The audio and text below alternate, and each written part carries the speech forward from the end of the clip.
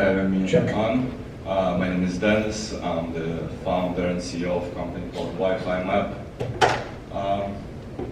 Wi-Fi Map is a community of people that decided to take Fusion into their own hands and build their own connectivity ecosystem, so to speak.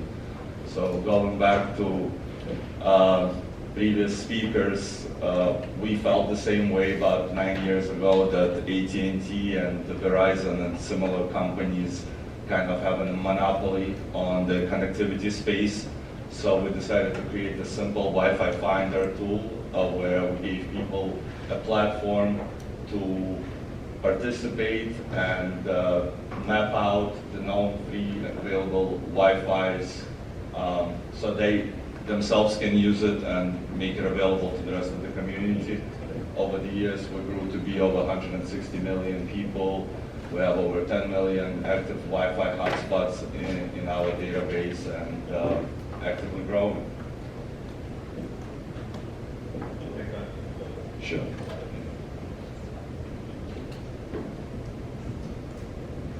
Hi everyone, my name is Suruchi Gupta and I'm the founder and CEO of Giant Protocol.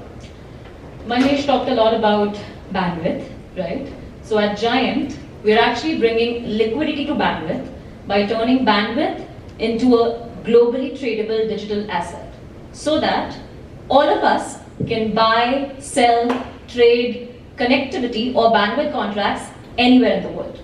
And we are starting with tokenizing eSIMs first. So today, if you're traveling and you want connectivity, instead of buying a local SIM card, you can actually come to the Giant shop and buy, gift, resell eSIMs in over 200 plus countries. Here's the link to get our app. You can check it out yourself and I'll be happy to answer any questions you may have. Thank you so much. Hey guys, Sherlock here. So Sherlock from Masad Network. Yeah, very happy to hear about Giant. So we are building right now a bandwidth exchange, the physical bandwidth. Little similar, right? So we built this company, the project since November 2020, and we used to be offering the you can regard us as a CDN service, the Web3 CDNs. We have aggregate around 40 terabits per second, the capacity part. Some of you may have no idea about the figures, so it's about 1/3 of the Cloudflare. And so some people will say, okay, maybe Masad Network, we can regard it as the Web3 Cloudflare or Web3 Akamai kind of things. And then we noticed one thing that in the long term, if we only play as the role as the suppliers, it's not good enough. So then we do some modifications. We think if we can offering much like the secondary like the market for the bandwidth, not only from the IDCs, but also from the residentials, that's going to super help our users. So that's us, bandwidth exchange. And this is also our Explorer. You can check our websites. We right now have some resources from IDCs, and they are based in different like the continents. And also we have around 50K nodes from the residential devices. And also we plan to raise the number to 100x. So that's us, thank you. Hey everyone, my name is Rich. I'm a founder, co-founder, and CEO of XNet. And we are building a real mobile wireless network. I'm not talking about, I love what you're all doing, but we're talking about creating new fundamental connectivity, new radios being deployed all across the US and eventually around the world. Next slide if we could. Actually, that's the last slide. That's okay. We'll get there in just a moment. But anyway, we've got an amazing team. I've got some of my folks here who you'll meet. Other folks are showing up. And our fundamental thesis is that we're leveraging you as our community to deploy connectivity where you want it and you need it, right? And then operate our radios and we will pay you in our token. But unlike some other projects, we do a revenue share. We resell this high quality connectivity to big mobile network operators, to big multi-system and multi-service operators, cable companies. We take 40 cents on the dollar and we use that to buy our token off the markets and burn it. And I mentioned my token, so now I guess we can jump to the next slide. So guess what? We've never done this before. Scan that QR code. Because if you do, it'll take you to a little smart contract that I just wrote a couple days ago and give you the opportunity to get 1,000 XNet.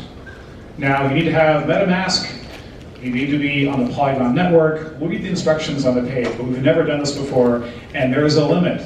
Only 100 of these codes can be used. So go there, do that thing, and I'll tell you more about XNet, I'm sure, as we go along.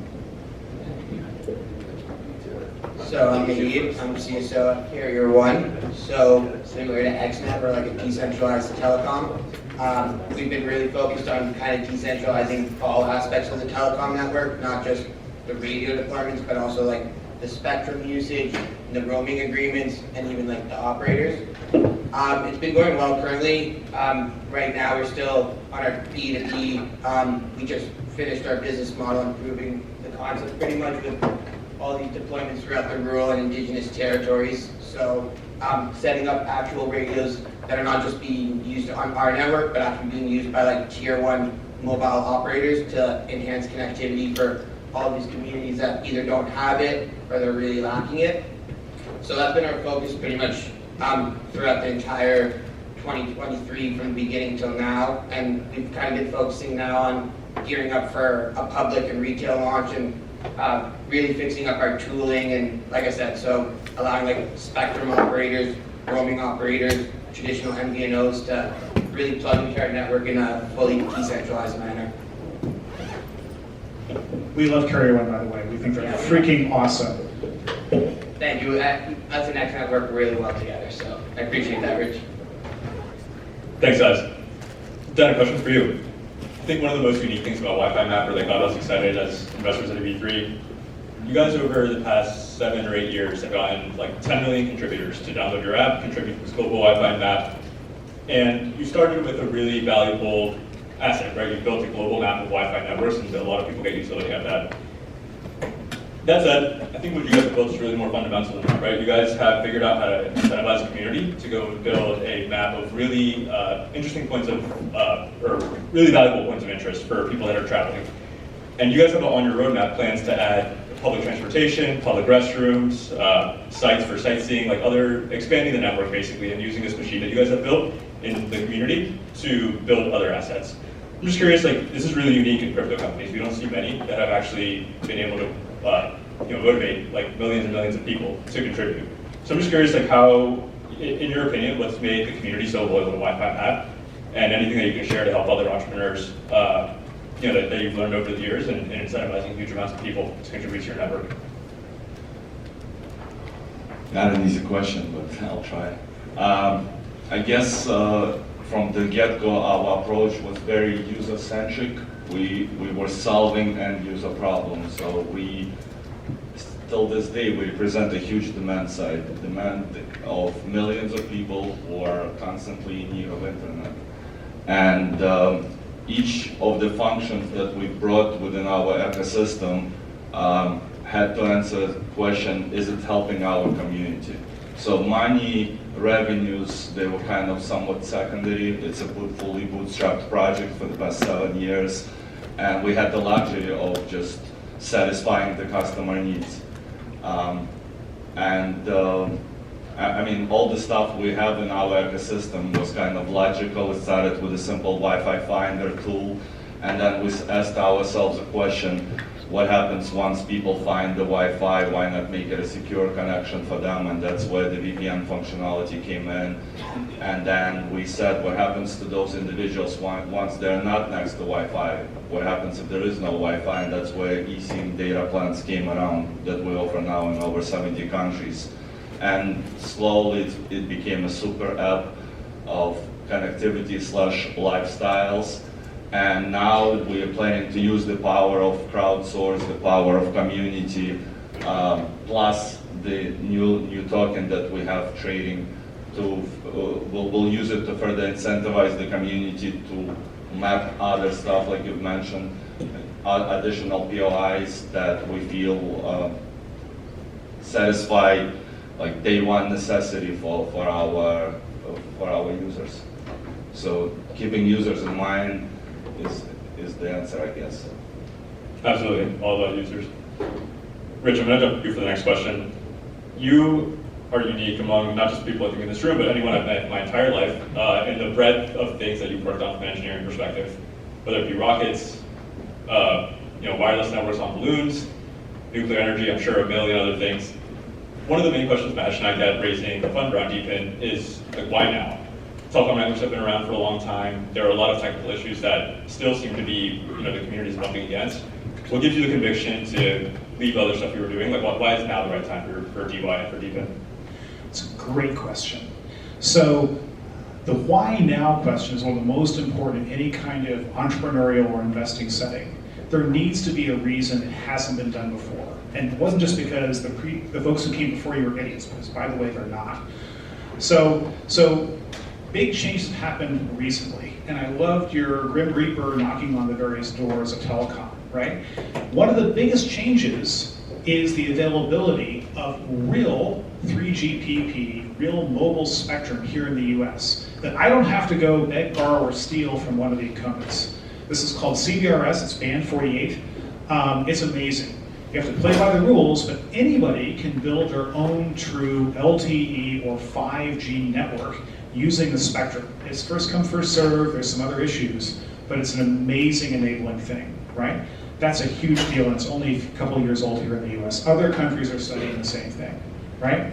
The second thing is radios. So, sitting right over there, I'll jump up and grab this. You know what this is?